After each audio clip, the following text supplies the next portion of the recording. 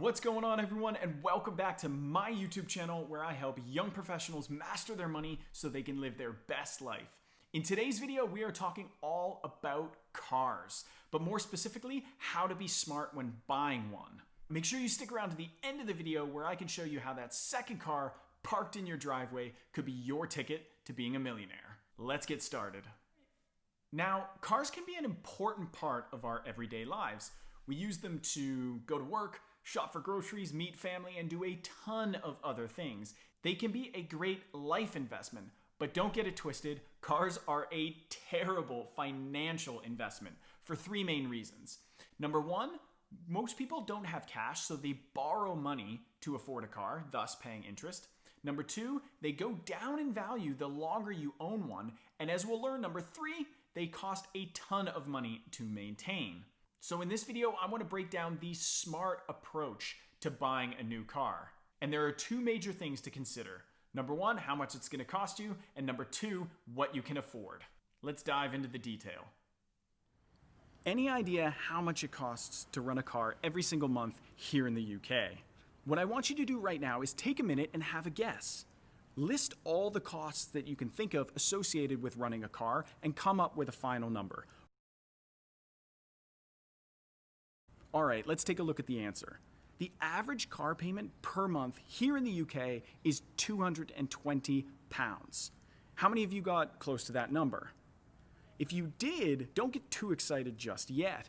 That is just the car payment per month, only one aspect of the total cost of your car. Did you take into consideration insurance? Pretty expensive for young drivers, £75 a month. What about fuel to actually fill the car and get it moving? Another $70 per month. Then there's maintenance and repairs. Something will always go wrong, even on new cars, another £30 per month.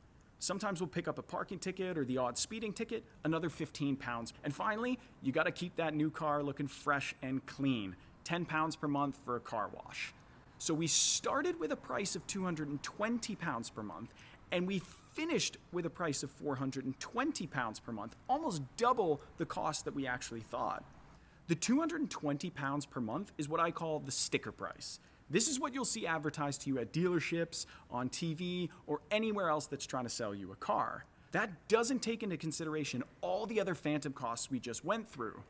A lot of people buy a new car based on the sticker price and don't actually consider the other costs. And then they're surprised about why their car costs them double per month what they thought. The key takeaway, make sure you know the true cost of your car every single month before you sign on that dotted line. Now that you know how to calculate the true cost of your car, the next stage in the buying process is to understand if you can afford it. And one quick and easy way to see if you can afford that new car is to use the 24-10 rule. For me, it's more of a guideline than a rule. £1 above or £1 below won't make a difference. It just gives you an idea, a ballpark of what you can actually afford. Let's run through it together. So here's how the 24-10 rule works. Each number represents a critical part of the car buying process.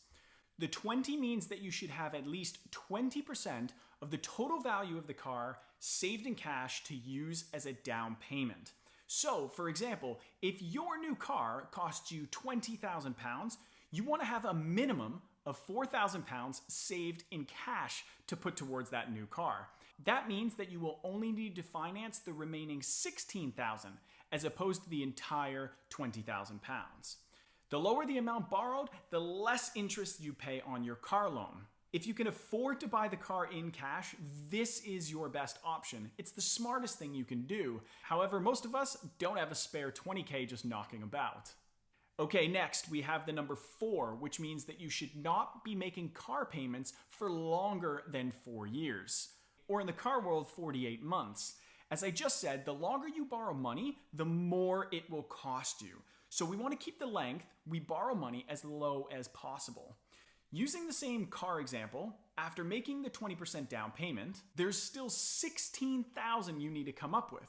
Most people do this by getting a lease, aka a loan, from the car dealership, or a loan from the bank, and you repay that loan through monthly car payments. Each car payment you make every month, the dealership will make money off of you in interest payments, which is the cost of borrowing that money. The shorter the repayment time, the better. It means less monthly payments, therefore less interest paid, and keeps more money in your pocket. Dealerships will often try to convince you to take a car loan for longer than 4 years, sometimes as long as 5 years, because they make the most money off of you that way. Remember, the longer you borrow, the more you owe. They even lower the monthly installments to make it more attractive for you. It kind of works like your phone bill. You might be paying less per month, but you will be paying more over the course of those 5 years. And finally, the number 10 refers to the total monthly budget of your car. You should be spending no more than 10% of your wages before tax on your car each month. So if you were making £4,000 a month, your total cost of your car, the monthly payments, the gas, the insurance, all the other costs that we went over should be no more than £400 in total. Again, this is a guideline. A pound above or a pound below is not the end of the world, but it shouldn't be way higher than 10% of your total monthly wages. To summarize, make sure you know the true cost of your car every single month. And number 2, use the 2410 guideline to understand how much car you can actually afford. If you meet all 3 requirements, you are in a good position to afford that car. This is the smart approach to buying a new car. However, before you dive into buying that second car, I want you to think about the opportunity cost of that extra vehicle. Let's run a scenario. So let's say at age 20, you pass on buying that second car for $25,000, and instead, you decide to invest that in the stock market. By retirement age, that original $25,000, based on an 8% return, the average return of the stock market over 100 years, that original $25K would have grown to over £300,000. By 65, over £700,000. And by the end of your life, that original $25,000 investment would have grown to over £2.7 million.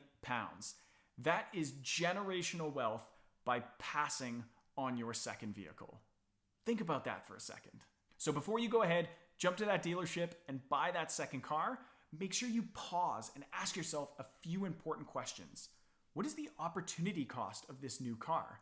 What impact is this decision going to have on my financial future? And is there a better way that I could be investing my money? Cars are the second largest investment that we make in our lives. Instead of asking ourselves £2.50 questions, giving up that latte, I'm going to challenge you to start asking yourself £25,000 questions. These are the things that are going to help you get ahead financially in life. I hope you found this video useful. Don't forget to subscribe to my channel and ring that bell so you don't miss out on any content. I'm dropping videos every single Wednesday and you do not want to miss a thing. Thank you so much for tuning into this video and I will catch you in the next one.